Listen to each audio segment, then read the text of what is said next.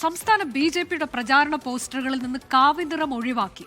ന്യൂനപക്ഷ വിഭാഗങ്ങൾ കൂടെ വരണമെങ്കിൽ കാവി പാടില്ല എന്നാണ് IT സെല്ലിന് നൽകിയിരിക്കുന്ന നിർദ്ദേശം.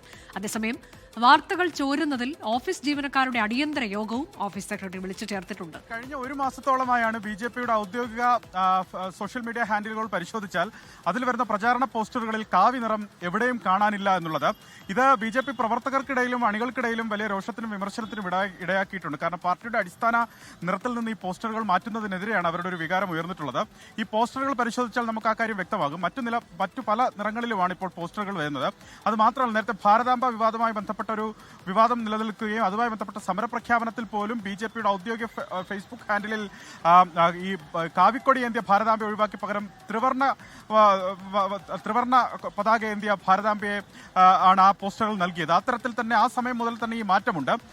ഇതിൽ പ്രധാനമായി കാണുന്നത് നേരത്തെ നമ്മൾ സൂചിപ്പിച്ചതുപോലെ തിരഞ്ഞെടുപ്പ് വരാൻ പോവുകയാണ്. ഇതിൽ ക്രിസ്ത്യൻ ന്യൂനപക്ഷങ്ങളെ അടക്കം, ക്രിസ്ത്യൻ സമൂഹത്തെയും അതുപോലെ മറ്റ് ന്യൂനപക്ഷങ്ങളെ അടക്കം കൂടെ നിർത്തണമെങ്കിൽ ഈ കാവി നിറത്തിനെ തൽക്കാലം ഒന്ന് മാറ്റി നിർത്തുക എന്നുള്ളതാണ് ബി.ജെ.പി IT സെല്ലിന് ലഭിച്ചിരിക്കുന്ന നിർദ്ദേശം എന്നാണ് മനസ്സിലാക്കുന്നത്. ആ തരത്തിൽ തന്നെയാണ് അവരുടെ പോസ്റ്ററുകൾ ഇപ്പോൾ രൂപകൽപ്പന ചെയ്യുന്നത്.